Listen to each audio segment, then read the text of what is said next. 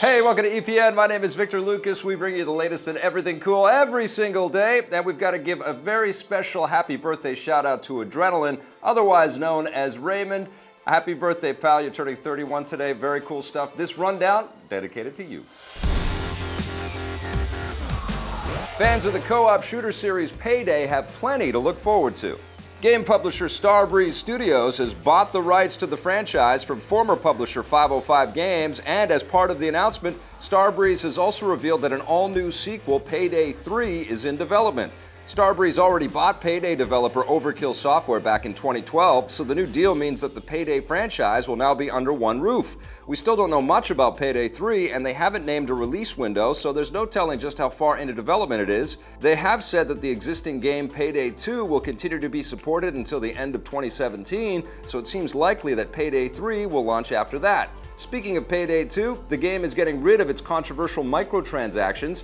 They were introduced late last year and allow players to boost their stats by paying money, which the developers admit was a big mistake. Players will still be able to use money to buy optional skins and DLC, which is how it should be done. And you don't need to rob a bank in order to afford the Xbox One. Microsoft has just cut the price of the Xbox One in the US by $50, bringing the price of the 500GB model down to $299, which is $100 less than the PS4.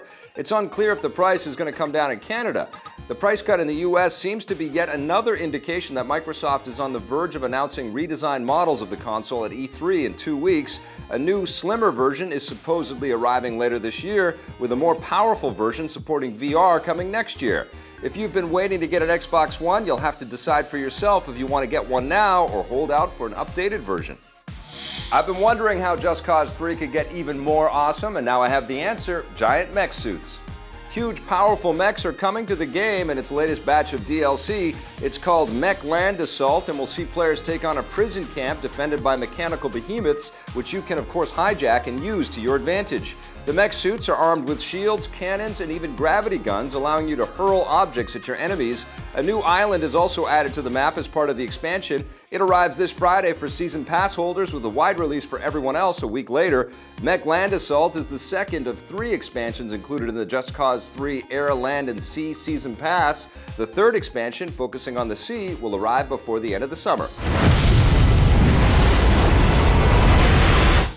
Players get to continue the adventures of Minecraft Story Mode next week, and a few lucky Minecraft players even get to be in it. Telltale Games has announced that Minecraft Story Mode Episode 6 will hit all platforms on June 7th. Although the main story in Story Mode concluded in Episode 5, Telltale is releasing 3 extra add-on episodes that expand on the original adventure with new characters and subplots. This episode will include popular members of the Minecraft YouTube community as guest stars, voicing blocky versions of the characters from their own videos. Pretty cool. The remaining 2 episodes of Minecraft Story Mode will arrive in the coming months. The Warcraft movie might be borrowing a page from the Lord of the Rings trilogy.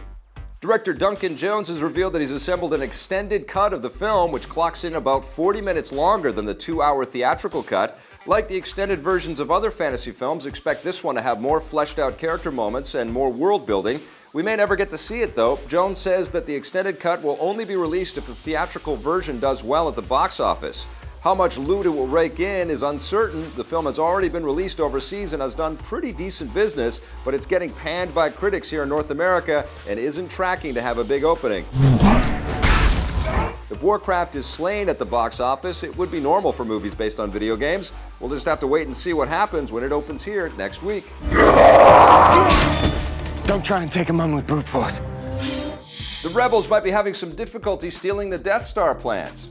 Rumors have surfaced that the new Star Wars spin-off film Rogue One is in trouble. Page 6 reports that Disney has ordered director Gareth Edwards to conduct a series of expensive reshoots this summer, apparently in a bid to change the direction of the film. There's no indication of exactly what the studio wants to change, although unnamed sources claim that they want to make sure that the film is as well received as last year's The Force Awakens. People are counting on us. Keep in mind that no official announcements have been made by Disney, and all this talk about trouble might be way overblown. Reshoots are actually common, especially with big studio movies, and almost all of the previous Star Wars films, good and bad, required additional shooting after they started coming together in the editing room. Watch this. Hopefully, Rogue One will be able to stay on target. The story takes place before the events of the first Star Wars film, focusing on the group of rebels who steal the Death Star plans from the Empire. It arrives this December. Yes, sir. And that does it for us today in the Rundown. Thanks for watching, everybody. We'll be back again tomorrow with a brand new one.